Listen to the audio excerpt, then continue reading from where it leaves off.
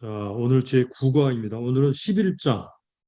11장이 11장이 1절부터 12절까지 있는데 오늘은 단원을 11절에서 끊었습니다. 그래서 11장 1절로 11절. 좀 짧은 장인데 그래도 다룰 내용이 좀 풍부하기 때문에 이번 장은 좀 한과로 그렇게 처리를 했습니다. 먼저 관찰을 해야 되겠죠. 단원 관찰, 핵심 단어를 찾아보도록 하겠습니다.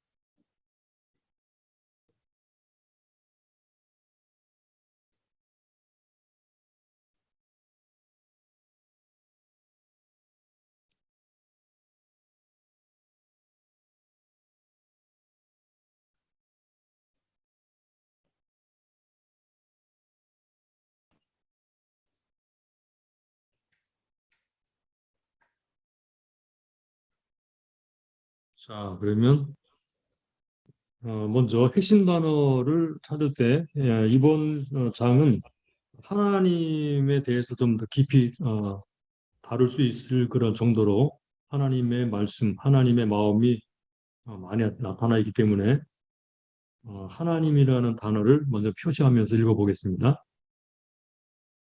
이스라엘이 어렸을 때에 내가 사랑하여, 내가가 하나님이죠. 내가 사랑하여 내 아들을 애굽에서 불러내었거늘 선지자들이 저희를 부를수록 저희가 점점 멀리하고 바알들에게 제사하며 아로새긴 우상 앞에서 분향하였느니라. 그러나 내가 에브라임에게 걸음을 가르치고 내 팔로 안을지라도 내가 저희를 고치는 줄을 저희가 알지 못하였도다. 내가 사람의 줄, 곧 사랑의 줄로 저희를 이끌었고 저희에 대하여 그 목에서 몽에를 벗기는 자 같이 되었으며 저희 앞에서 먹을 것을 두었었노라. 저희가 애굽 땅에 다시 가지 못하겠거늘 내게 돌아오기를 싫어하니 아수르 사람이 그 임금이 될 것이라. 칼이 저희 성읍들을 치며 빗장을 깨뜨려 없이 하리니 이는 저희의 계책을 인함이니라. 내 백성이 결심하고 내게서 물러가나니 비록 저희를 불러 위에 계신 자에게로, 위에 계신 자 하나님이죠. 위에 계신 자에게로 돌아오라 할지라도 일어나는 자가 하나도 없도다. 에브라임이여 내가 어찌 너를 놓겠느냐? 이스라엘이여 내가 어찌 너를 버리겠느냐? 내가 아두마같이 어찌 아두마같이 놓겠느냐? 어찌 너를 스보임같이 두겠느냐? 내 마음이 내 속에서 돌아서 나의 긍휼이 온전히 불붙듯 하도다. 예, 하나님의 마음이 잘 묘사가 되어 있죠. 내가 나의 맹렬한 진노를 바라지 아니하며 내가 다시는 에브라임을 멸하지 아니하리니 이는 내가 사람이 아니요 하나님임이라. 나는 내 가운데 거하는 거룩한 자니 진노함으로 내게 임하지 아니하리라. 저희가 사자처럼 소리를 발하시는 여호와를 쫓을 것이라. 여호와께서 소리를 발하시면 자손들이 서편에서부터 떨며오되 저희가 애굽에서부터 새같이 아수르에서 비둘기같이 떨며오리니 내가 저희로 각 집에 머물게 하리라. 나 여호와의 말인다. 네, 하나님의 이름을 표시하니까 11장은 전체가 하나님이 하시는 말씀으로 되어 있다는 것을 알 수 있습니다. 이번에는 이스라엘을 표시를 해볼 텐데요. 이스라엘이라는 말이 너무 많이 나오기 때문에 대명사까지 표시하면 너무 복잡해져서 그냥 이스라엘 또는 에브라임과 같은 특정한 명칭만 표시하면서 본문을 읽어보도록 하겠습니다. 자, 하나님과 이스라엘을 기억하면서 함께 보죠. 이스라엘이 어렸을 때에 내가 사랑하여 내 아들을 여기 내 아들 이스라엘을 내 아들이라 불렀죠. 애굽에서 불러내었거늘 선지자들이 저희를 부를수록 저희가 점점 멀리하고 바알들에게 제사하며 아로색의 우상 앞에서 분향하였느니라. 그러나 내가 에브라임에게 걸음을 가르치고 내 팔로 안을지라도 내가 저희를 고치는 줄을 저희가 알지 못하였도다. 내가 사람의 줄, 곧 저희를 사랑의 줄로 저희를 이끌었고 저희에 대하여 그 목에서 멍에를 벗기는 자 같이 되었으며 저희 앞에서 먹을 것을 두었었노라. 저희가 애굽 땅으로 다시 가지 못하겠거늘 내게 돌아오기를 싫어하니 아수르 사람이 그 임금이 될 것이라.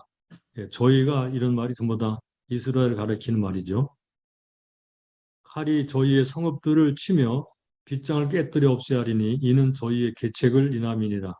내 백성이 결심하고 내게서 물러가니 내 백성 이스라엘이죠. 비록 저희를 불러 위에 계신 자에게로 돌아오라 할지라도 일어나는 자가 하나도 없도다. 에브라임이여 내가 어찌 너를 놓겠느냐?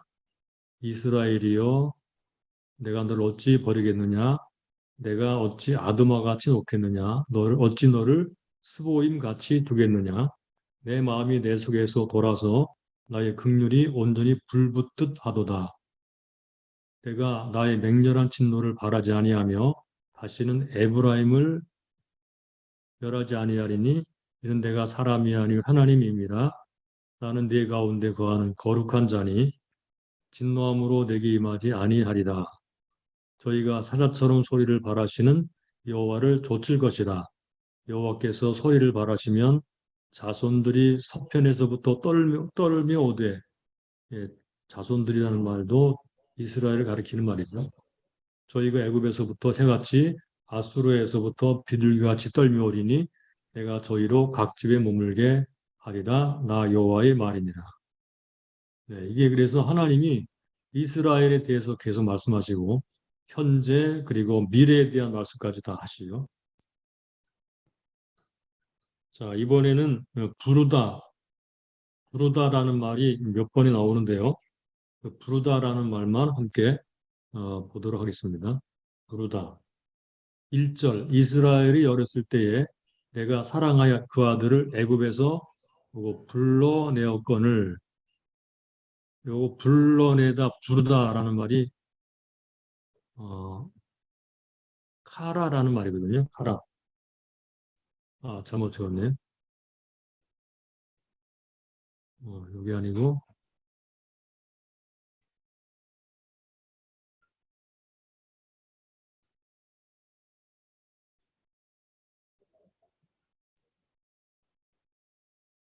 예, 이렇게 불러내다 애굽에서 불러냈다 그랬죠, 그죠? 그다음에 2절 선지자들이 저희를 부를수록 요거 똑같은 말입니다. 부를수록 하나님이 애굽에서 불러내었고 불렀고 선지자들이 또 불렀습니다. 그리고 7절에 보면 또 한 번 더 나옵니다. 내 백성이 결심하고 내게서 물러가나니 비록 저희를 불러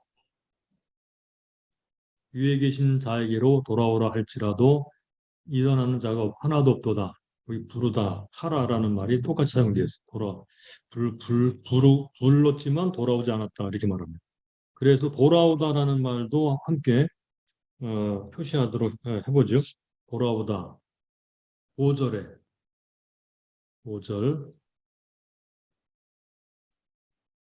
자, 저희가 애굽 땅으로 다시 가지 못하겠거늘 여기 돌아오기를 싫어하니 아수르 사람이 그 임금이 될 것이라 돌아오기를 싫어한다 그랬죠. 돌아오기를 싫어하니 그다음에 그래도 하나님이 또 돌아오라고 하는데 그래도 안 돌아오죠. 7절 5절이나 7절에는 내용이 흡사합니다. 내 백성이 결심하고 내게서 물러가나니 비록 저희를 불러 위에 계신 자에게로 여기 돌아오라 할지라도 일어나는 자가 하나도 없다 그랬습니다. 하나도 없도다.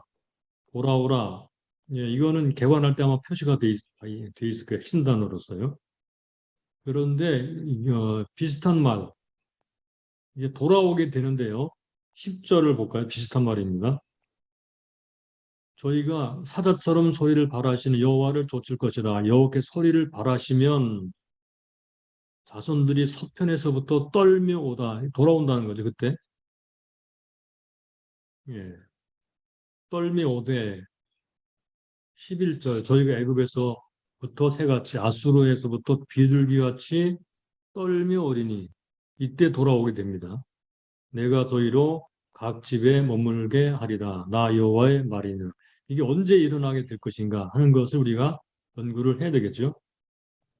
자, 이렇게 이 11장의 핵심 단어가 이런 단어들로 돼 있어요. 물론 이제 사랑이라는 단어 나오고 안다라는 단어 나오는데 여기다 표시가 다 돼 있을 것입니다. 자, 핵심 단어는 이 정도로 하고요. 넘어가 보도록 하겠습니다. 가로 3번의 구조적 표현. 이 짧은 장을 크게 세 개의 구조, 세 개의 틀로 볼 수가 있는데요. 1절부터 4절까지 이렇게 요 안에 들어있는 내용들을 보면 하나님의 끊임없는 사랑, 그러니까 어, 사랑하다, 불러내다, 사랑의 줄로 이끌었다 이런 말이 나오죠, 그죠? 불러내고 계속 부르고 그리고 걸음을 가르치고 팔로 안고 고치고 사랑의 줄, 그 사람의 줄로 이끌고 이런 말들이 반복해서 나와요. 그러니까 이것은 하나님의 사랑이죠. 부르시고 고치시고 키워주시는 하나님의 사랑. 이거는 언제 그랬느냐? 이건 과거의 일이에요. 과거에 그랬다는 것입니다. 과거에 그랬다. 그리고 5절부터 7절에 보면요. 역시 하나의 또 주제가 등장하는데 요 안에 보면 돌아오지 않아. 그렇게 했는데도 돌아오지 않았어요. 여기 5절에 보니까 돌아오기를 싫어한다 그랬고요. 7절에도 보니까 돌아오라 하더라도 일어나는 자가 하나도 없다 그랬죠. 그죠? 예, 그건 돌아오지를 않습니다. 예, 돌아오지 않는 이스라엘. 이거는 현재의 모습이지. 이스라엘의 현재 모습. 하나님이 끊임없이 그들을 사랑해서 키웠는데 그들은 지금 하나님을 떠나서 돌아오지 않고 있습니다. 그리고 8절부터 11절 말씀은 네, 요 11절 요거를 좀 더 나누면 뭐 9절까지 8, 9, 8, 9, 10, 11 이렇게 볼 수도 있어요. 8절, 9절, 10절, 11절 이렇게. 근데 이건 회복이죠, 회복. 회복. 언제 돌아오게 되느냐? 이건 미래의 일입니다, 미래. 언제 돌아오게 되느냐? 미래에 돌아오게 된다. 그래서 11장을 보면 과거에 하나님이 이스라엘을 얼마나 사랑하셨는가. 그랬는데 그들은 하나님을 떠나서 현재 돌아오고 있지 않죠. 5절로 7절. 그리고 마지막 단락 8절로 11절은 그런데 마지막 때가 돼 종말론적으로 미래에 그들은 돌아오고 회복되게 될 것이다. 짧은 장 안에 현재, 과거, 현재, 미래가 다 들어있어요. 그래서 요거를 우리가 단락을 나눠보겠습니다. 가로 7번. 제목을 뭐라고 붙이면 좋을까요? 예, 요거 제목을 포기하지 않는 하나님의 사랑. 포기하지 않는 하나님의 사랑. 예, 이렇게 적고 1절부터 4절까지는 하나님의 사랑의 역사, 역사, 과거부터 쭉 이어져 내려온 역사를 말합니다. 그 다음에 5절부터 7절까지는요. 그러나 이스라엘이 거절했죠. 이스라엘의 거절.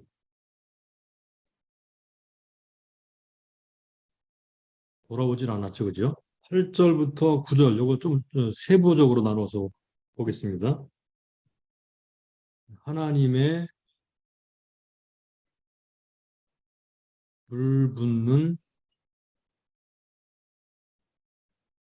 사랑 또는 긍휼이라고 해도 되겠어요. 긍휼. 이렇게. 예, 하나님의 불붙는 사랑에 대한 이야기가 나오죠. 그리고 10절부터 11절, 여기는 이스라엘의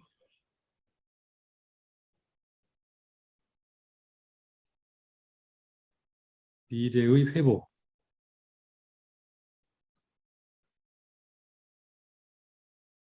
예, 이렇게 네 개 단락, 좀 좁게 네 개 단락으로 나누어서 하나님의 사랑의 과거 역사, 현재 이스라엘의 거절, 어, 하나님 불붙는 사랑, 그리고 미래의 이스라엘의 회복.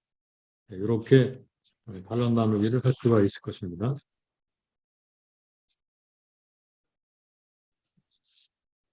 예, 그동안 들어오신 분들이 계시네요. 네, 반갑습니다. 자, 그러면 해석하면서 한번 살펴보겠습니다. 2번으로 넘어갈까요? 1절부터 4절까지 해서 하나님의 사랑을 나타낸 동사들을 목록으로 만들어 보라 그랬어요. 그래서 하나님이 어떻게 그들을 사랑하셨는가 우리가 이런 동사들을 찾아보면서 좀 확인해 볼 수가 있겠죠. 그럼 하나씩 찾아볼까요? 1절. 1절에 보니까 뭐라고 나와 있나요? 어, 자, 하나님의 사랑을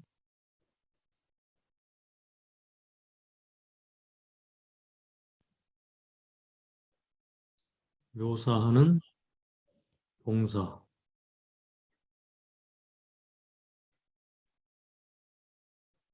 자, 첫째, 1절. 사랑하였다 그래. 사랑하여 내 아들을 애굽에서 불러내었다. 사랑하다.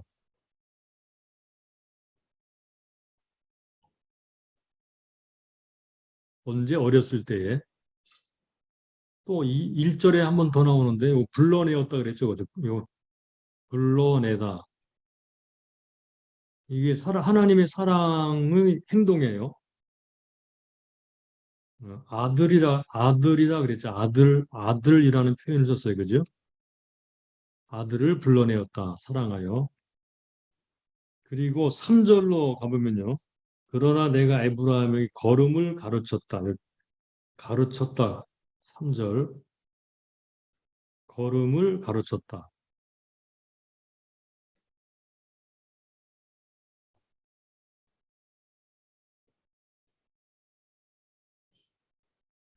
걸음을 가르쳤다. 그리고 또 3절에 내 팔로 안을지라도 예, 3절 여기 팔로 안다. 이렇게 해야 되나요? 그냥 안다. 이게 단어가 어떻게 쓰는지 이럴 때 헷갈리네, 그죠? 여기 그냥 안다라고 해야 되고 이렇게 예, 기억 이렇게 해야 이 되겠죠? 예, 그냥 니은 안다, 팔로 안다. 예, 요거 3절. 그다음에 4절을 보면은 이거 하나 또 있네, 그죠? 3절에 고치다, 고치다. 하나님이 저들을 고치다. 그리고 4절을 보시면요. 사람의 줄, 그 사랑의 줄로 저희를 이끌었다 그랬죠. 이끌다. 이끌다.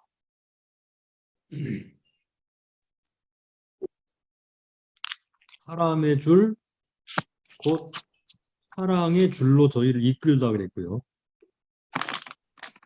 저희에게 대하여 그 목에서 멍에를 벗기는 것 자같이 되었으면 여기 또 4절에 멍에를 벗기다.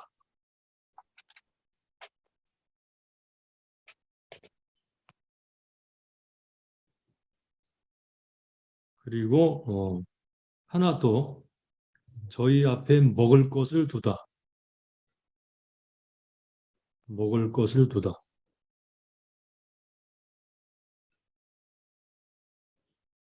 예, 이렇게 단어들이 여러 개 나오죠. 그죠? 1절부터 4절까지는 이 하나님이 어떻게 그들을 쭉 지금까지, 과거부터 지금까지 어떻게 그들을 사랑하셨는가라는 말이 나오는 그런 단락입니다. 그래서 대표적으로 사랑하다라는 말이 맨 앞에 나오면서 어떻게 사랑하셨는가? 그들을 불러내시고 걸음을 가르치시고 팔로 안으시고 그들을 고치시고 이끄시고 멍에를 벗기시고 그들 앞에 먹을 것을 두시다. 이게 하나님의 사랑의 모습이에요. 자, 그래서 1절부터 4절까지 하나님의 사랑의 이야기입니다. 자식 사랑 이야기. 예, 이 주제를 여러분들께서 하나님의 자식 사랑 이야기라고 그렇게 잡아 주시면 좋을 거예요. 그러면 좀 더, 좀 자세하게 이 부분을 좀 나눠보도록 하죠. 3번으로 가보겠습니다. 위에서 찾은 동사들의 의미를 서로 연결시키면서 함께 참고해 보도록 하겠습니다. 자, 바로 1번. 어렸을 때라는 말이 등장하는데, 어렸을 때. 어렸을 때는 언제를 말하는 걸까요? 이 어렸을 때라는 말은요, 그, 나르라는 말인데, 나르. 그거는 유아기 때부터 젊은 소년까지.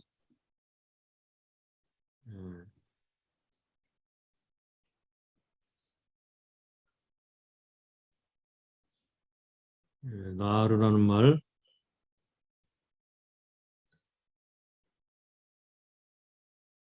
이렇게 쓰는 건데요. 그거는, 유아기 때부터, 젊은 소년, 좀 나이가 어린 소년이에요. 요 때를 가리키는 그런 단어입니다. 그러니까 경험도 없고 스스로 도울 힘이 없는 약한 년을 강조할 때 사용이 된다고 그래요. 그러니까 이스라엘이 이러한 때는 언제를 가리키며 말하느냐? 그거는 이스라엘 애굽에서의 종살이, 애굽에서 종살이 할 때 말을 하는 것이고 그때 하나님께서 그들을 구원해 내셨다 그런 말이죠. 이스라엘의 아버지가 되셔서 그들을 아들처럼 아들로 구원해 내셔서 양육했다는 말입니다. 그때 불러내었다 이렇게 말을 하죠. 자, 거기에 대한 그 상세한 내용들은요. 각 성경 구절을 가로 2번에 참고하시면 되겠고요. 여러분들이 한번 읽어보시고 더 깊이 연구를 하시기 바랍니다. 그러면 이때 하나님이 어떻게 하셨는가? 부르시는 하나님에 대해 잠깐 생각해 보죠. 부르신 하나님.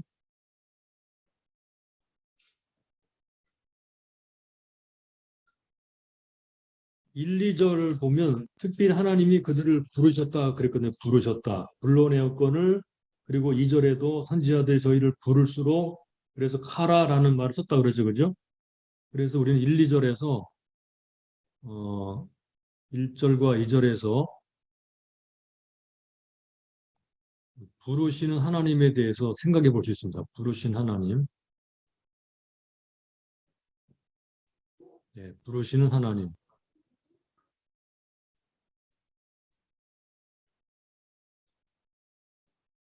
자, 그 우리는 하나님께서 그들을 불러내었을 때, 애굽에서 불러내었을 때 하나님의 음성을 듣고 애굽에서 이제 나왔죠, 그죠? 그런데 그 이후에 2절에 보니까 선지자들이 계속 그들을 부를수록 다시 돌아오라고, 다시 죄에서 나오라고 애국과 같은 그런 종살이에서 영적 종살이죠.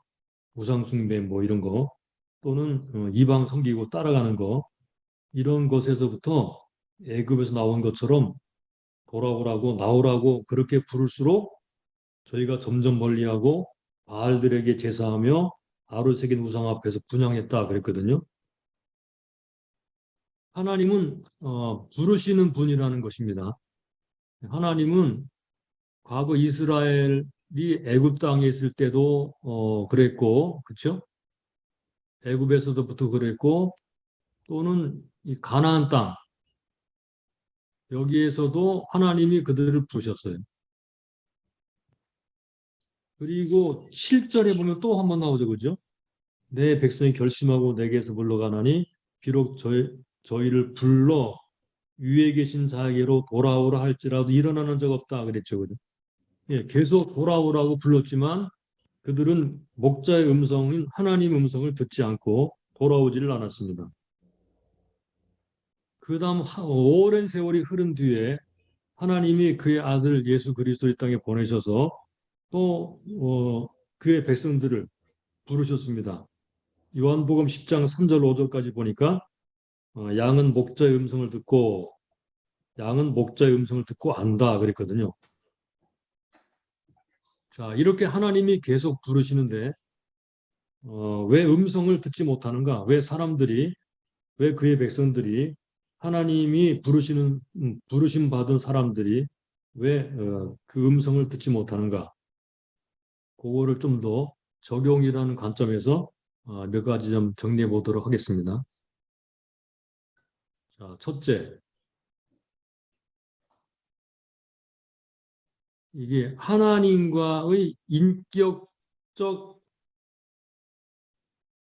관계일 때 들을 수 있어요. 그죠? 예, 이 부름은 하나님과의 인격적 관계일 때 그 음성이 들려요. 그 왜 듣지 못하는가? 인격적 관계가 아니기 때문입니다. 어떤 관계인가 주로 예, 종교적 관계일 때 음성을 듣지 못합니다. 종교는 일방적인 거예요. 그러니까 뭐 계율이나 무슨 뭐 율법이나 이런 것을 중심으로 하나님의 마음은 상관없이 그저 의식적으로만 의식적 종교만 된 거, 이게 종교적이죠. 이럴 때는 하나님의 음성을 들을 수가 없습니다. 네, 이럴 때는 하나님 음성을 인격적 관계가 아니고 종교적 관계일 때 대표적인 사람들이 어떤 사람들이죠? 물론 여기 나오는 이스라엘 사람들이에요. 또 예수님 당시 때도 어떤 사람들인가요? 이거는 바리새인이나 서기관 같은 사람들이. 두 번째, 어떤 때 하나님이 부르시고 돌아오라, 나에게 와라 이렇게 부르는데도 못 듣는가? 예, 요거는 성경이 문자일 때는 들을 수가 없습니다. 문자적으로만 대할 때, 문자적으로만 지키고 문자적으로만 대할 때, 이게 바로 종교죠. 어, 하나님의 말씀이 세 가지로 우리가 알고 있죠, 그죠? 그 첫 번째는 그 인격적 말씀, 예수 그리스도. 두 번째는 기록된 말씀, 성경이죠. 그리고 세 번째는 선포된 말씀, 이거는 설교죠. 이렇게 세 종류의 말씀이 있는데, 뭐 이것을 우리가 이렇게 구분을 한다 하더라도 중요한 거는 들을 귀가 있어야 되는데, 이러한 상태의 귀가 있어야 되는데, 이 귀가 없고 성경을 그저 문자로만 대하게 되면 하나님의 음성으로 대하지 않고 문자로만 대하게 되면 하나님의 음성을 들을 수가 없다. 예수님과의 관계도 없고 성경은 문자가 되고 설교도 그저 뭐 그냥 듣기 좋은 이야기로만 되면 하나님의 음성을 들을 수가 없죠. 자, 그다음에 세 번째.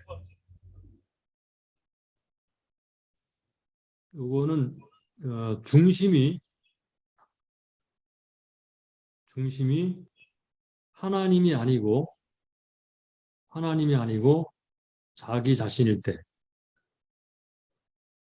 자기 중심 또는 물질 중심 또는 세상 중심 뭐 이런 거예요. 대표적으로. 예. 그러니까 세상을 사랑하는 마음을 가지고 하나님 중심이 아닐 때는 하나님 음성이 안 들립니다.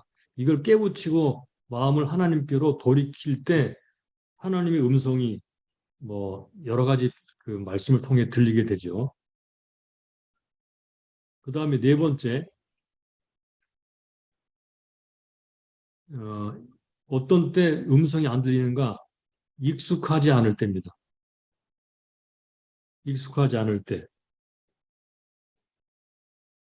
그러니까 어, 하나님의 음성을 듣는 법을 배우지 못하고 들어보지도 않고 들으려고 하지도 않고 한 번도 경험해 보지 않은 사람들은 잘 못 듣습니다.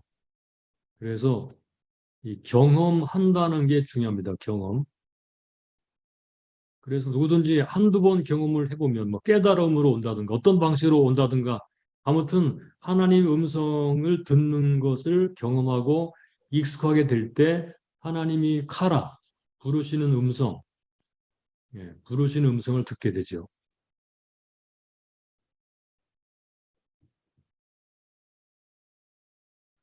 그런데 이스라엘은 이렇게 듣지를 못하고 있습니다. 듣지 못하고 오히려 점점 더 멀리 나가게 됐죠. 자, 한 가지 주제를 더 보겠습니다. 여기 보니까 하나님이 고치신다 그랬거든. 3절에 보니까요. 3절에 보시면 그러나 내가 에브라임에게 걸음을 가르치고 내 팔로 안을지라도 내가 저희를 고치는 줄을 저희가 알지 못하였도다. 에브라임에게 걸음을 가르치고 내 팔로 안을지라도 내가 저희를 고치는 줄을 저희가 알지 못하는도다. 그래서 여기도 나타나는 게 3절에 하나님은 고치시는 하나님이시다.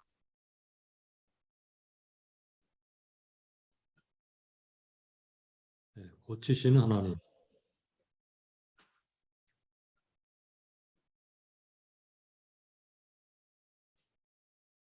하나님께 양육받고 치유받는 경험을 가지고 있어야 되는데 그들은 하나님이 그들을 그렇게 어, 기르시고 고치신다는 것을 모릅니다. 이것도 왜 모를까요? 아까도 우리가 보았던 것처럼 모르는 이유는요. 하나님과 인격적 관계의 부재입니다.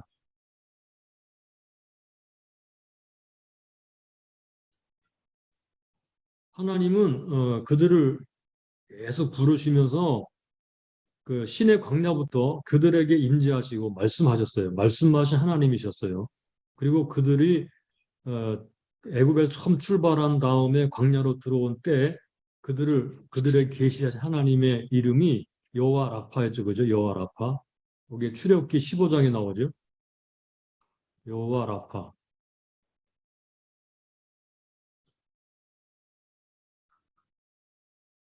하나님은 그들을 고치신다 그랬거든요. 그런데 그들은 그걸 모르고 쓸데 없는 데 가서 고침 받으려고 애를 썼다는 것입니다. 그 다음에 하나님은 또 어떤 분으로 계시가 되는가 하면요. 아버지로 계시가 됩니다. 아버지 하나님. 4절인데요. 4절. 자, 4절을 다시 보실까요?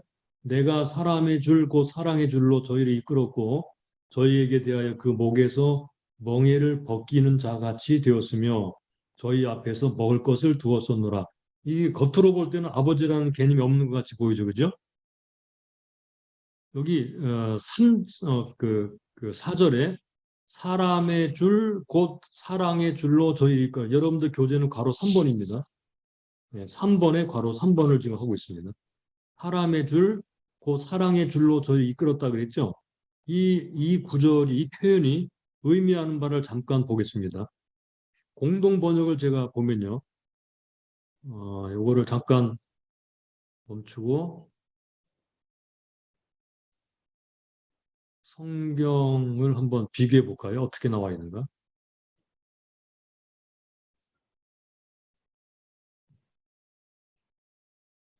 자, 호세아 11장 4절.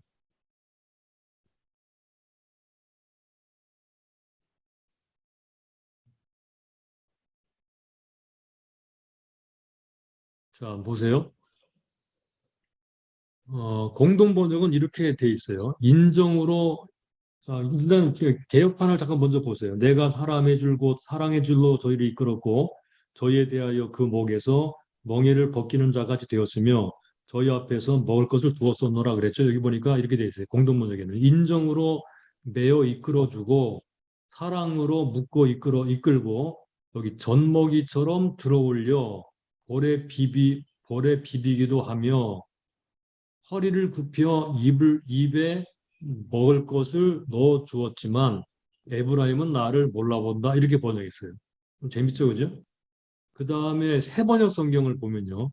나는 인정의 끈과 사랑의 띠로 그들을 묶어서 업고 다녔으며 그들의 목에서 멍에를 벗기고 가슴을 헤쳐 젖을 물렸다. 여기는 어머니처럼 묘사를 했죠, 그죠? 가슴을 헤쳐 젖을 물렸다. 그 다음에 현대인의 성경 볼까요? 내가 그 백성을 사랑의 줄로 이끌며 그들의 목에서 멍에를 벗기고 내가 구부려서 그들을 먹였다. 이렇게 표현했어요. 자, 여기서 사랑의 줄, 여기 사랑의 줄, 사람의 줄이라고 한 거 있죠. 사람의 줄. 이 사람의 줄이라고 하는 건요. 짐승의 줄과 비교하려는 의도입니다. 짐승의 줄. 짐승을 어떻게 이끌죠? 목에다가 목줄을 메고 끌고 다니죠. 그죠? 그러니까 하나님이 그들을 짐승처럼 대하지 않고 사람을 다루듯이 사랑으로 이끌었다라는 말입니다. 사람의 줄, 곧 사랑의 줄로라는 말은 짐승처럼 대하지 않고 사람을 다루듯이 사랑으로 이끌었다. 그러니까 이거는 과거 이스라엘의 자녀 교육 전통 가운데 아이가 기어 다니기 시작하게 되면 어머니들이 아기와 자기를 연결하는 줄을 맨다고 그럽니다. 뭐 그런 이야기도 있어요. 그죠? 그렇게 말 속에는 부모가 아이들을 어떻게 이끄는가 하는 것을 보여주고 있어요. 그러니까 마치 젖먹이와 귀엽게 뺨을 비비는 아빠처럼 사랑을 유감없이 드러내셨다. 그런 말입니다. 여기에서는 그래서 하나님의, 여기서는 하나님의 다정하심과 깊은 애정,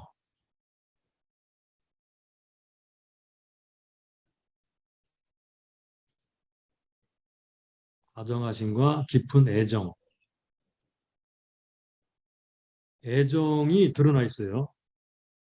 그러니까 다른 말로 말하면 이건 하나님 아버지의 부성애, 부모와 같은 마음, 여기 다 담겨 있다는 말이에요. 그래서 아버지 하나님이 그들을 어떻게 이끌었는가 하는 것을 우리가 알 수 있다는 말입니다. 그러면 아버지 하나님과의 관계에서 그들이 왜 이런 하나님의 사랑을 느끼지 못했을까? 거듭거듭 말하지만 왜 그랬는가? 왜 하나님의 부성애를 느끼지 못하고 그들이 그렇게 거역했는가? 거듭거듭 말씀하지만 하나님 아버지와 하나님과 인격적 관계가 없고 종교적으로만 대했기 때문입니다. 종교적. 이게 호세아서에 나오는 그런 이야기예요. 종교적 관계, 종교적으로만 하나님을 대했고 그들에게 복을 내려주시는 분으로만 생각했습니다. 하나님을 아버지, 자기를 고치시는 그런 부모, 이런 식으로 따뜻한 마음으로 생각한 것이 아니고 뭐 두려운 분, 그리고 종교적으로 그들을 복 주시는 분, 이런 분으로만 알았다는 거예요. 오늘날도 하나님을 그렇게만 알면 영적으로 성장하지 않을 뿐만 아니라 하나님과의 관계로부터 오는 그 아름다운 사랑, 이런 것을 마음에 느끼지 못하고 그냥 종교적인 그런 사람으로 바뀌어져 버리죠. 성장이 일어나지 않습니다.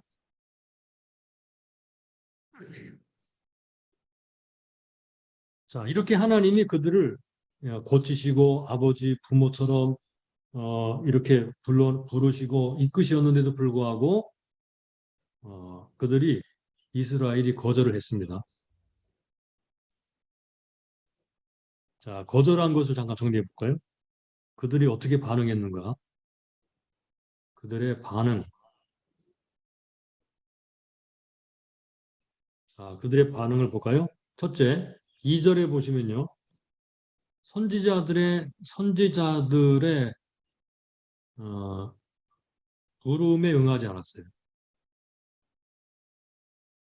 선지자들의 부름을 외면했습니다. 그리고 2절. 또 그들이 어떻게 했습니까? 그들은 바알과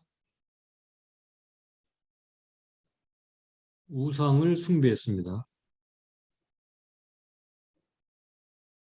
예.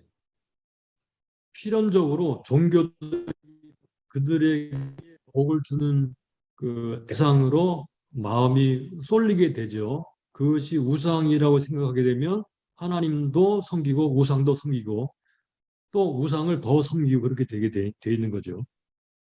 그 다음에 세 번째 어떻게 반응했는가? 고쳐주시는 분인 줄을 깨닫지를 못했습니다. 깨달음이 부재했습니다. 깨달음 부재. 그들을 고치시는 분이 하나님이라는 것을 깨닫지를 못했어요. 세 번째, 3절에서. 그 다음에 네 번째는요,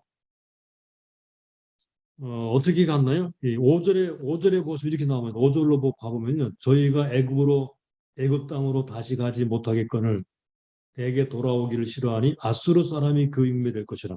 애굽 땅으로 가지 못하는데 그래도 애굽의 지원을 요청했어요. 애굽의 지원 요청. 애굽으로 가지 말라고 그랬죠, 그죠? 그런데 그러다가 결국 어떻게 했냐? 이거 아수르의 포로가 되었습니다.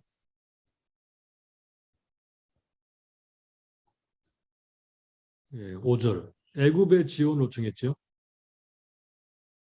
그리고 다섯 번째로 7절에 보시면 이렇게 말합니다. 내 백성이 결심하고 내게서 물러가나니 비록 저희를 불러 위에 계신 자에게로 돌아오라 할지라도 일어나는 자가 하나도 없도다 그랬어요. 결심하고 물러난다 그랬죠. 결심하고 하나님에게서 물러납니다.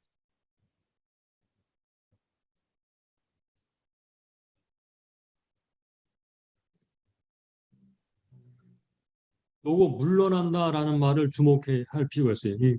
물러난다라는 말이 메슈나라는 말인데요. 메슈나. 요 메슈나라는 말은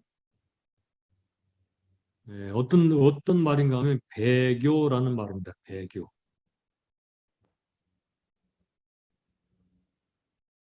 예, 이렇게 물러나서 부름을 외면하죠. 하나님의 부름을 외면합니다. 이게 7절의 말씀이에요. 7절. 그러니까 그들은 배교하는 거예요. 하나님을 등지고 떠났습니다. 자, 그렇게 되니까 결과로 어떤 일이 벌어졌는가? 결과. 결과가 뭐죠? 6절에 나옵니다. 그죠? 칼이 저희의 성읍들을 치며 빗장을 깨뜨려 없이 하리니 이는 저희의 계책을 인함이라.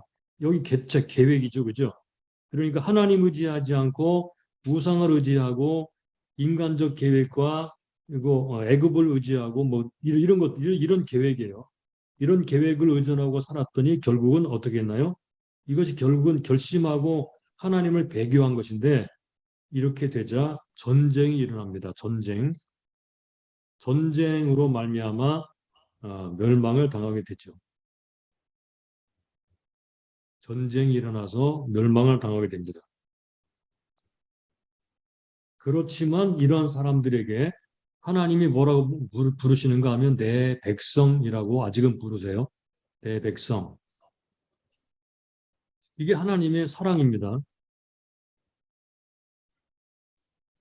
자, 이러한 내용들과 연관지어 생각해 볼 수 있는 것이 우리에게 하나님이 양자형을 부어주시고 우리가 하나님을 아바 아버지라 부르게 하셨는데 이와 같은 하나님의 부성애적 사랑 이런 부분에 대해서는 여러분들이 4번에서 별도로 좀 더 연구해 보시기를 바랍니다.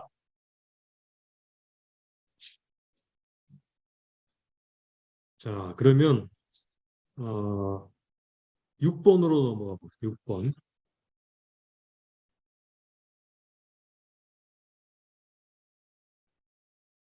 8절 9절을 읽어볼까요? 8절 9절.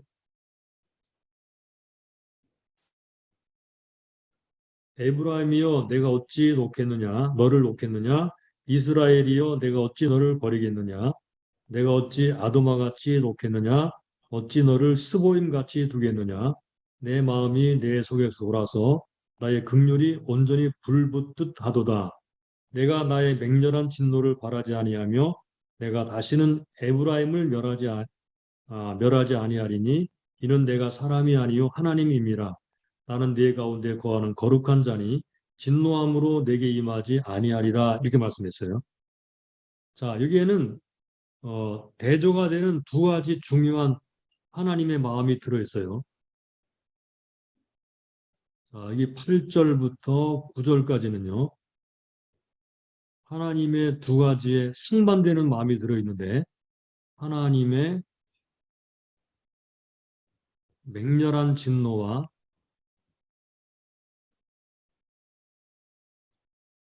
하나님 맹렬한 진노와 애끓는 사랑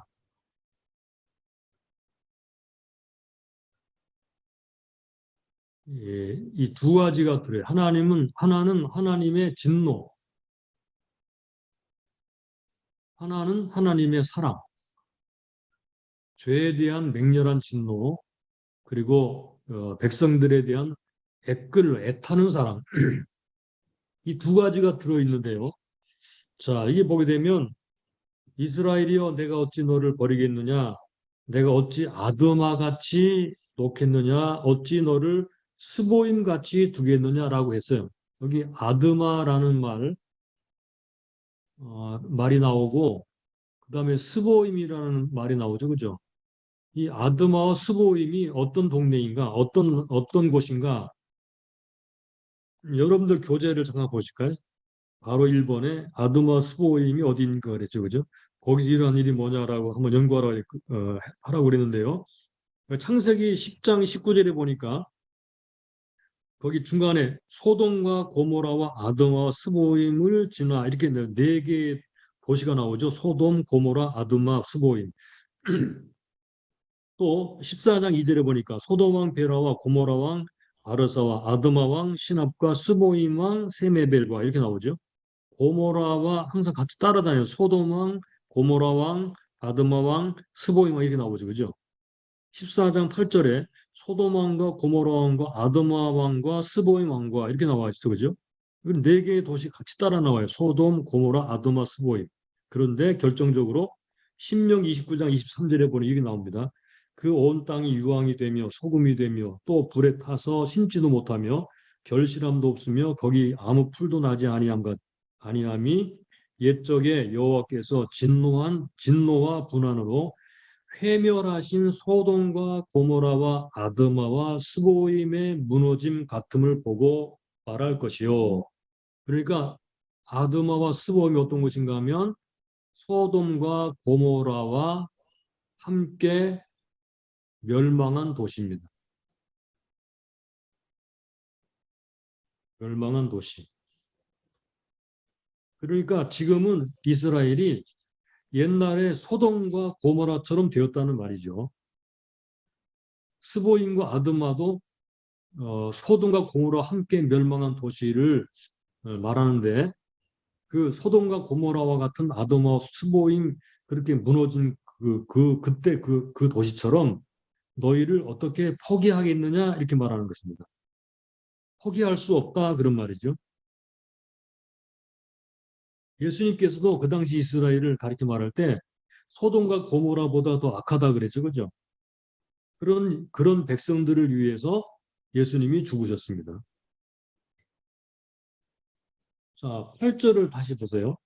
에브라임이여 내가 어찌 너를 놓겠느냐? 이스라엘이여 내가 어찌 너를 버리겠느냐? 내가 어찌 아도마같이 놓겠느냐? 어찌 너를 스보임같이 두겠느냐? 내 마음이 내 속에서 돌아서 나의 긍휼이 온전히 불붙듯 하도다. 내 마음이 내 속에서 돌아서 나의 긍휼이 온전히 불붙듯 하도다. 여기 돌아서라는 말이 나옵니다. 돌아서. 그 돌아서라는 말은요. 하파크라는 말인데 뒤집어 엎다라는 뜻입니다. 그러니까 소돔과 고모라가 멸망당할 때 이 단어가 쓰여졌거든요. 창세기 19장 25절에 엎어 멸하셨다라는 말입니다. 그런데 여기서는 누구의 마음이 엎어졌나요? 하나님의 마음입니다. 하나님의 마음이 완전히 뒤집어 엎어졌다는 거예요. 그러니까 하나님의 마음이 완전히 뒤엎어져서 돌이킬 수 없는 상태가 되었다는 것을 묘사하는 거죠. 무엇 때문에? 예, 무엇 때문에요? 하나님의 긍휼 때문입니다. 긍휼 때문에 마음이 완전히 뒤집어졌습니다. 또 긍휼, 여기서 긍휼은 헤세드라는 말이 아니고요. 나훔이라는 말입니다. 나훔, 긍휼. 긍휼이라는 말은 후회라는 뜻도 있어요. 후회.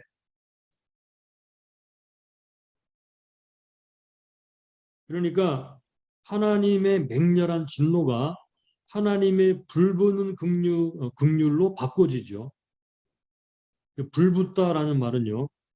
열로 인해서 오그라들다라는 말입니다. 열로 인해서 오그라들다. 그러니까 다시 말하면 하나님의 하나님이 하나님의 긍휼로 인해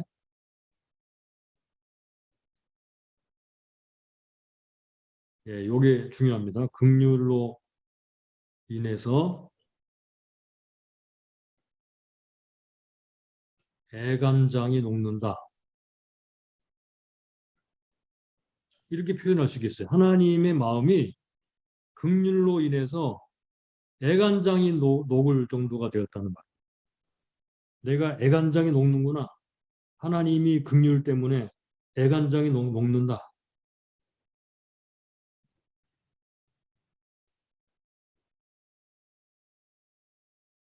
그래서 구절에 보니까 이렇게 말씀하죠. 구절에 어, 내가 나의 맹렬한 진노를 바라지 아니하며 내가 다시는 에브라임을 멸하지 아니하리니 이는 내가 사람이 아니요 하나님임이라. 이분 괄호 3번에 거기 그 연관어로 되어 있습니다. 내가 사람이 아니요 하나님임이라. 이렇게 무슨 말인가? 그러니까 사람처럼 한 번 노했다고 해서 그것으로 다 끝내는 그런 존재가 아니다. 그런 의미로 해석하는 것이 좋겠어요. 사람처럼 한 번 노했다고 해서 그것으로 다 끝내는 그런 존재가 아니다. 다시 말하면 뭘 말하죠? 그거는 언약의 신실한 하나님을 말합니다.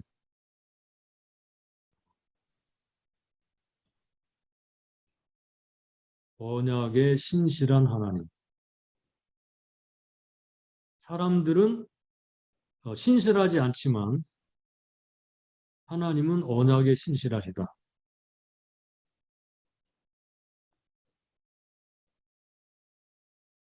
하나님은 그런 성품을 가지신 분이시다. 언약의 신실한 하나님의 성품을 잘 드러내는 그런 표현입니다. 나는 사람이 아니고 하나님입니다. 그래서 하나님은 언약의 신실하신 분이기 때문에 한 번 노였다고 끝내는 것이 아니라 하나님이 언약을 반드시 지켜서 그들을 멸하지 않을 것이다. 이렇게 말씀하죠. 그래서 이 본문에서는요, 8절, 9절 이 말씀에서는 두 가지가 서로 대조되면서 우리에게 아주 중요한 메시지를 주고 있어요. 하나님의 거룩한 진노, 하나님의 거룩한 진노와 애끓는 사랑,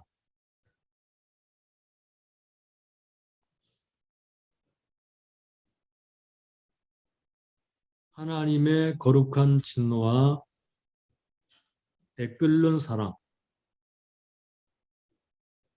이 두 가지의 긴장,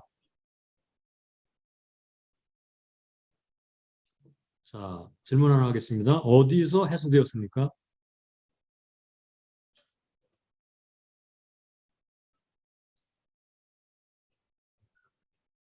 예, 본문은 하나님의 거룩한 진노 8절 9절에서 하나님의 거룩한 진노와 애끓는 사랑이 드러나는데 하나님 말씀하십니다. 나는 사람이 아니고 하나님이다. 다시는 진노를 바라지 아니하겠다. 이렇게 말씀하셨는데 그러면 어디서 이런 긴장이 해소가 되었어요? 구속사적으로 예, 그렇습니다. 이것은 십자가에서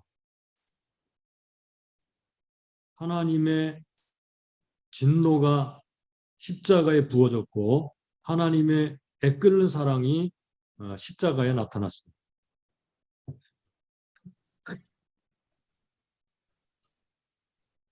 예, 요한복음 3장 16절, 골로새서 1장 19절로 22절, 로마서 3장 23절에서 26절, 로마서 5장 9절, 네, 이런 곳에서 십자가에서의 화목, 하나님이 얼마나 우리를 사랑하셨는가 하는 것들이 잘 나타나고 있죠. 네, 구속사적으로 바라보면 그 힘이 우리 안에 성취되었다는 것을 알 수가 있습니다. 자, 여러분들 교재 괄호 4번을 보실 거예요. 한번 잠깐 보시면요. 9절에 이렇게 나옵니다. 어, 3번이나 I will not 않겠다. 내가 무엇 않겠다라는 말이 3번 등장하는데 I will not 내가 무엇 않겠다라는 말이 3번 등장하는데요. 이렇게 나오죠. 내가 나의 맹렬한 진노를 바라지 않겠다. 내가 다시는 에브라임을 멸하지 않겠다. 나는 네 가운데 거하는 거룩한 자니 진노함으로 내게 임하지 않겠다. 이렇게 않겠다 3번 나오죠. 이게 바로 하나님의 그 사랑, 애끓는 사랑, 구속사적으로 나타난 사랑을 말하는 그런 장면이에요. 자, 이제 마지막 단락을 보겠습니다. 여러분 교재 7번. 자, 이곳에서는요, 하나님의 자식을 부르시는 외침을 말하고 있어요.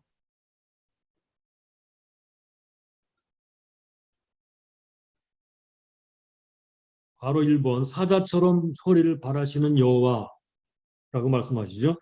저희가 사자처럼 소리를 발하시는 여호와를 좇을 것이라. 사자처럼 소리를 발하시는 여호와, 무엇에 비유한 것입니까? 문맥을 고려하게 되면요, 새끼를 간절히 찾는 사자의 포효에 비유됩니다. 새끼를 부르는 사자.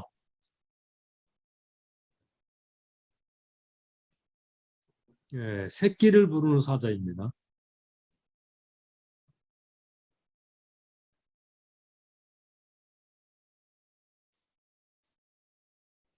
예, 어미 사자가 새끼를 간절히 찾으면서 포효하는 것을 상상하도록 그렇게 쓰여진 그런 구절이에요.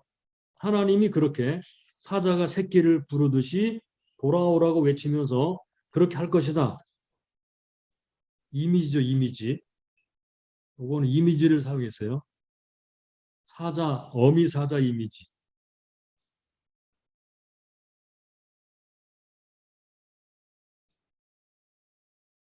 새끼를 불러 모으는 어미 사자 이미지입니다.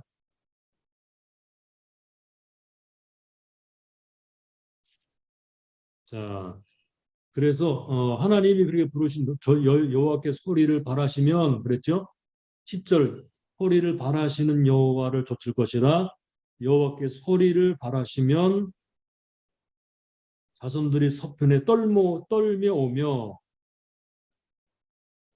저희가 11절 애굽에서부터 새같이 아수르에서부터 비둘기같이 떨며 오리니 내가 저희로 각 집에 머물게 하리라. 다 여호와의 말이니라. 자, 이렇게 하나님이 부르시면 돌아오게 될 것이다. 자, 그럼 이것이 언제 성취되었는가? 여러분들 교재를 잠깐 보시죠. 가로 3번.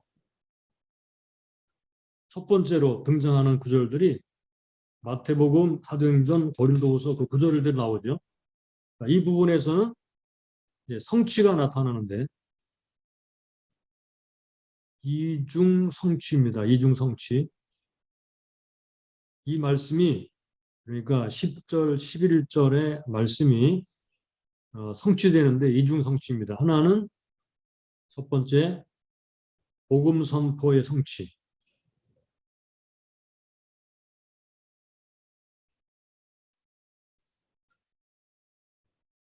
예수께서 십자가에 돌아가시고 이제 십자가의 복음이 만천하에 선포되게 되죠. 복음을 통해서 부르십니다. 또 이제 그래서 그 구절들 살펴보시고요. D번 마태복음 24장, 요한계시록 21장 이런 곳에 두 번째로 종말론적 성취입니다. 즉 이것은 1번은 이제 선교 또는 전도 이런 거고요. 2번 두 번째는 예수님의 재림 때 부르시는 것입니다. 마태복음 24장 31절 보면 이렇게 나오죠. 저가 큰 나팔 소리와 함께 천사들을 보내리니 저희가 그 택하신 자들을 하늘 이 끝에서 저 끝까지 사방에서 모으리라. 요한계시록 뭐 등등 보시면요. 자, 요한계시록 22장 17절 성령과 신부가 말씀하시기를 뭐라 하시는도다. 이건 이제 복음 선포고요. 사자처럼 소리를 발하시는 하나님, 결국은 하나님의 말씀 그대로 하나님의 사랑이 그대로 성취됩니다. 자, 그러면 지금까지 11장의 내용들을요, 좀 정리를 해보겠습니다.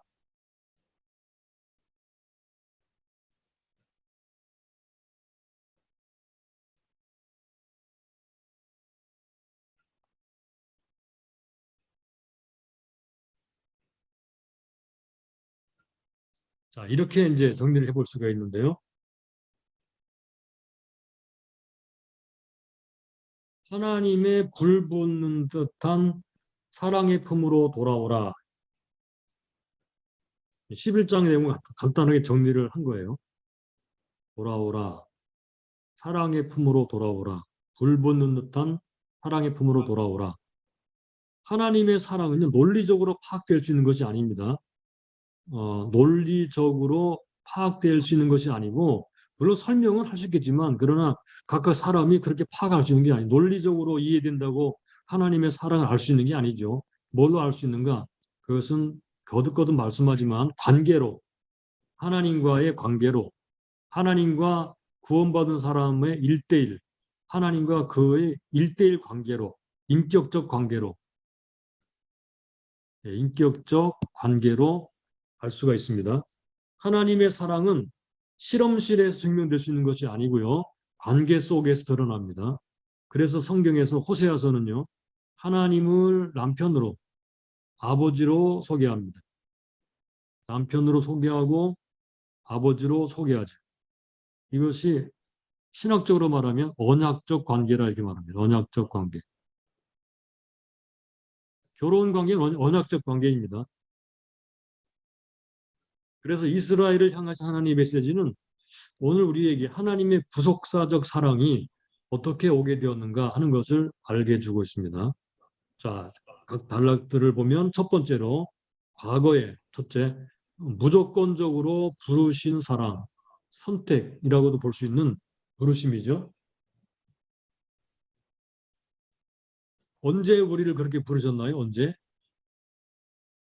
언제 자격이 있어서 또는 시험에 통과됐기 때문에 아니죠. 여기 나오는 것처럼 우리가 연약할 때, 아직 죄인 되었을 때, 우리가 하나님과 원수 되었을 때 하나님이 우리를 부르십니다. 우리를 선택하시죠. 우리가 사단의 노예일 때, 죄의 종일 때 아들로 삼기 위해 불러내셨습니다. 우리를 향하여 아들을 삼으시고 자녀를 삼으시고 아바 아버지라 부르도록 하셨죠. 이게 과거적 사랑, 무조건적 부르심의 사랑입니다. 우리가 어떤 때 부름 받았는가를 생각을 해야 될 것입니다. 그다음에 두 번째, 하나님은 포기하지 않습니다. 지금도 끊임없이 우리를 향해서 포기하지 아니하고 우리를 사랑하신다고 말씀하시고 부르십니다.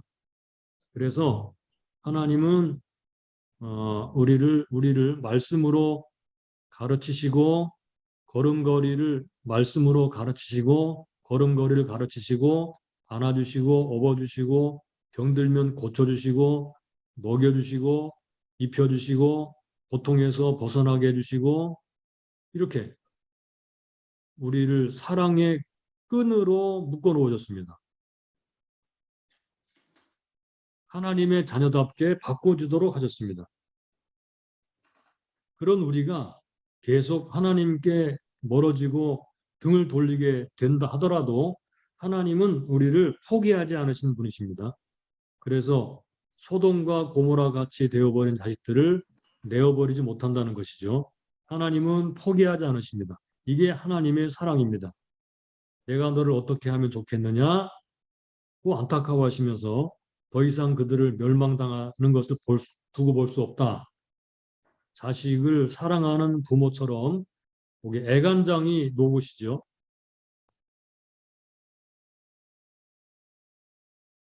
사랑의 품으로 돌아오도록 끊임없이 우리를 이끄십니다. 하나님이 스스로 언약을 지키십니다. 새 언약이죠. 그죠? 사람들은 언약을 저버렸지만 하나님은 스스로 언약을 지키셔서 우리를 새 언약 안으로 이끄셨습니다. 이게 포기하지 않으시는 하나님의 사랑입니다. 그 다음에 세 번째 단락에서 하나님은 마침내 우리를 불러 모으시는 그러한 일을 하시게 되는데 현재는 복음으로 사자 새끼를 불러 모으기 위해서 울부짖는 것처럼 복음으로 우리를 부르시고 수고하고 무거운 짐진 자들아 다 내게로 오라 내가 너희를 쉬게 하리라 이렇게 하면서 불러 모으시고 그리고 미래에는 다시 최종적으로 불러 모으시는데 그것이 바로 종말론적인 미래로 말하자면 재림하실 때 예수님이 재림하실 때 전 세계 흩어진 백성들을 한 자리에 불러 모으시는 것입니다. 그때 우리는 어디에 있든지 하나님 부르신 음성을 듣게 될 것입니다. 그리고 완전한 평안과 보호와 안식과 구원에 들어가게 될 것입니다.